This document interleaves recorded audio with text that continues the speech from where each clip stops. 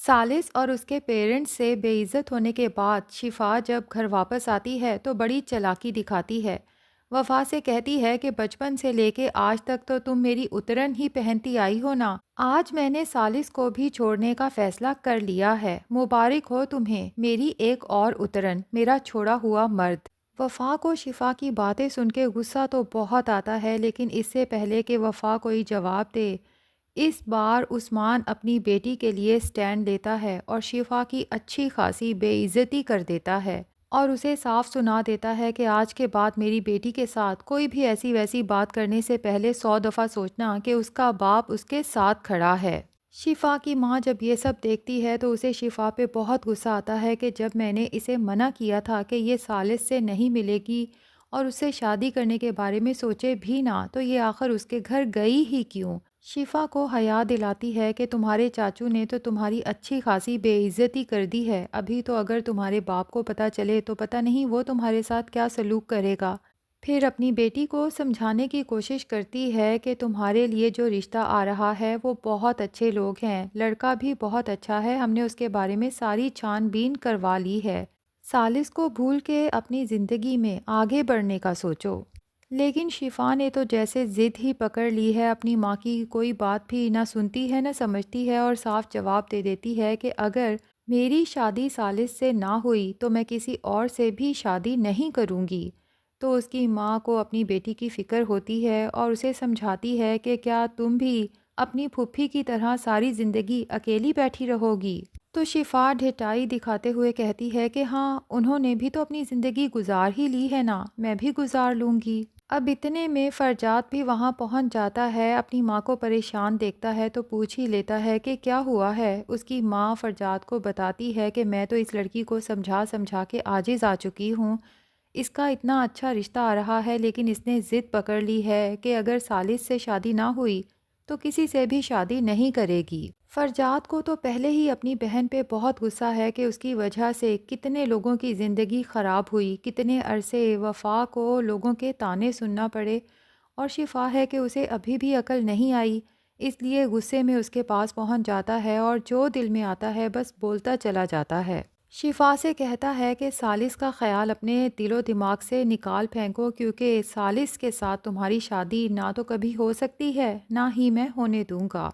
اور اگر ابھی بھی تم اپنی ضد پہ قائم رہی تو یاد رکھو کہ میں اپنی جان لے لوں گا، کیونکہ اب میں یہ روز روز کے ڈراموں سے عاجز آ چکا ہوں۔ فرجاد تو غصے میں یہ سب کہہ کے وہاں سے چلا جاتا ہے، لیکن اس کی ماں کا تو دل دہل جاتا ہے۔ شفا سے کہتی ہے تم کیا چاہتی ہو کہ تمہارا بھائی غصے میں آ کے اپنے ساتھ کچھ برا کر جائے؟ یاد رکھنا شفا، اگر تمہارے بھائی نے کچھ ایسا ویسا کیا تو اس گھر سے ایک نہیں بلکہ دو دو جنازے اٹھیں گے، کیونکہ میں بھی پھر زندہ نہیں رہوں گی۔ بہتر یہی ہے کہ کل رشتے والے تمہیں دیکھنے آ رہے ہیں، اپنا حلیہ وغیرہ ٹھیک کر لینا۔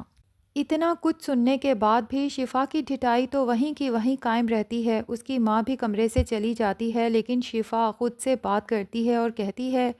کہ اگر سالس میرا نہ ہوا نا وفا، تمہارا بھی اسے کبھی ہونے نہیں دوں گی۔ دوسری طرف سالس ہے جو بالکل ہی مجنوں بن چکا ہے، کیونکہ اب تو اسے اٹھتے بیٹھتے سوتے جاگتے ہر وقت وفا کی یادیں ستاتی ہیں۔ کمرے میں چیزیں ادھر ادھر پھینکتا ہے تو پھر اسے یاد آتا ہے کہ وفا کو کتنا غصہ آتا تھا جب کمرے میں چیزیں بکھری پڑی ہوتی تھیں، ساری چیزیں ہر وقت سمیٹتی رہتی تھی، کمرے کی سیٹنگ کو خراب نہیں ہونے دیتی تھی، حالانکہ اسے پتا تھا کہ وہ ہمیشہ کے لیے یہاں نہیں رہنے والی، لیکن اس کمرے کو، اس گھر کو اپنا سمجھ کے ہر وقت اس کو سیٹ کرنے میں لگی رہتی تھی اور ساتھ ہی مجھے باتیں بھی سناتی رہتی تھی۔ اور سالس سوچتا ہے کہ میں نے اس شفا کی وجہ سے ساری زندگی وفا کی قدر ہی نہیں کی۔ سالس تو فیصلہ کر چکا تھا کہ وہ وفا کو ڈائیورس دے دے گا اگر وہ اپنی آنکھوں سے، اپنے کانوں سے اس شفا کو چیختے چلاتے نہ دیکھتا اور اس کا اصل چہرہ کھل کے سالس کے سامنے نہ آتا، تو شاید وہ اپنی زندگی کی سب سے بڑی غلطی کر جاتا اور وفا کو ہمیشہ کے لیے کھو دیتا۔ اب سالس کو احساس ہوا ہے کہ وہ تو ہیرے کو چھوڑ کے کوئلے کا انتخاب کرنے جا رہا تھا۔ ایک طرف وفا تھی جس کا میرے ساتھ رشتہ محض کاغذی تھا، اس کے باوجود بھی میرے گھر کو اپنا گھر سمجھتی تھی، میرے ماں باپ کو اپنے ماں باپ سمجھ کے ان کی عزت کرتی تھی، اور دوسری طرف یہ شفا ہے جسے چھوٹے بڑے کی عزت کی کوئی پرواہ نہیں، اس کی زبان تو جیسے انگارے اگلتی ہے۔ لیکن ثالث سوچتا ہے کہ یہ سب ہو گیا، اچھا ہوا، اب میرے لیے فیصلہ کرنا بہت آسان ہو گیا ہے۔ اسے پتہ چل گیا ہے کہ اسے کس سے محبت ہے، اس لیے اپنی ماں کے پاس پہنچ جاتا ہے، روتے ہوئے انہیں اپنے دل کی بات آخر کار کہہ ہی دیتا ہے کہ میں تو ہمیشہ سے یہی سوچتا تھا وفا کو ایک دن چھوڑ دوں گا، لیکن پتہ نہیں کب اور کیسے اس نے میرے دل میں اپنے لیے جگہ بنا لی۔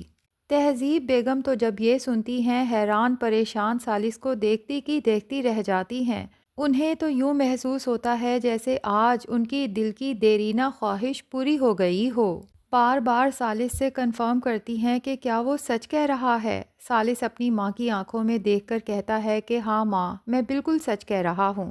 لیکن ثالث اور اس کی ماں کو تو پتہ ہی نہیں کہ ان کی خوشیاں وقتی ہیں، کیونکہ دوسری طرف وفا کے فادر خلا کا کیس دائر کر چکے ہیں۔ لیکن یہاں مسئلہ یہ ہے کہ عثمان اپنی بیٹی کے دل کا حال نہیں جانتے، اور بیٹی بھی اپنے دل کا حال کسی کو بتانا نہیں چاہتی۔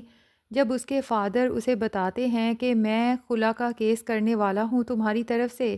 تو ایک دم سے وفا کا دل جیسے کسی نے مٹھی میں جکڑ لیا ہو، لیکن پھر خود ہی اپنے دل کو سمجھاتی ہے کہ ثالث تو میرا کبھی تھا ہی نہیں، وہ تو ہمیشہ سے شفا کو چاہتا تھا۔ دوسری طرف شفا کی ماں جب اپنے شوہر کو بتاتی ہے کہ شفا کی ہٹ دھرمی اب حد سے زیادہ بڑھ گئی ہے، مجھے تو فکر ہے کہ کل جو رشتہ آنا ہے پتہ نہیں شفا ان کے سامنے کیسے پیش آئے گی، اور اس نے تو ضد باندھ لی ہے کہ وہ شادی کرے گی تو صرف اور صرف ثالث سے۔ شفا کے فادر کہتے ہیں کہ جو وہ چاہتی ہے یہ کبھی بھی نہیں ہو سکتا، پہلے ہی اس کی وجہ سے میں اپنے بھائی سے آنکھیں نہیں ملا پا رہا کہ میری بیٹی کی وجہ سے اس کی بیٹی پر اتنی بڑی تہمت لگی، بہتان لگا۔ اول تو ثالث اور وفا کی طلاق نہیں ہوئی، ان کیس اگر ثالث وفا کو چھوڑ بھی دیتا ہے تب بھی میں بھلا اسی لڑکے کے ساتھ اپنی بیٹی کا نکاح کیسے کر سکتا ہوں جس کے نکاح میں عثمان کی بیٹی وفا رہ چکی ہے اور پھر اس نے چھوڑ دیا۔ ظاہر ہے کہ شفا کا اگر ثالث سے نکاح ہوتا ہے تو ثالث یہاں آئے جائے گا،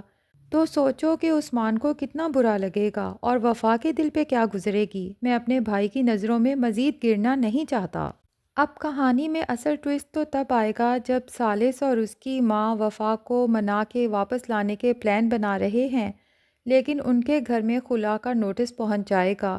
ہو سکتا ہے کہ اس کے بعد ثالث اور اس کی ماں وفا کو منانے کا پلان کینسل کر دیں اور یہ کیس چلتا رہے، اور جب آخری تاریخ ہو تو وفا بھی رو رو کے اللہ سے دعا کرے کہ یہ رشتہ ختم نہ ہو، اور ثالث بھی بالآخر وفا کے پاس پہنچ جائے، اسے بتا دے کہ میں یہ رشتہ ختم کرنا نہیں چاہتا، وہ اپنا کیس واپس لے لے۔ ایسے میں عثمان یقیناً ثالث کی انسلٹ کرے گا اور صاف کہہ دے گا کہ وہی ہوگا جو میری بیٹی چاہے گی، تو آخر کار وفا کی محبت بھی اس کی زبان پر آ ہی جائے گی، اپنے باپ کو اور ثالث دونوں کو بتا دے گی کہ میں بھی ثالث کو چاہتی ہوں اور یہ رشتہ ختم کرنا نہیں چاہتی۔ تو ناظرین، کون کون وفا اور ثالث کو ایک ساتھ دیکھنا چاہتا ہے کمنٹ سیکشن میں ضرور بتائیں، اور اگر چینل پہ نئے ہیں تو پلیز چینل کو بھی سبسکرائب کر لیں۔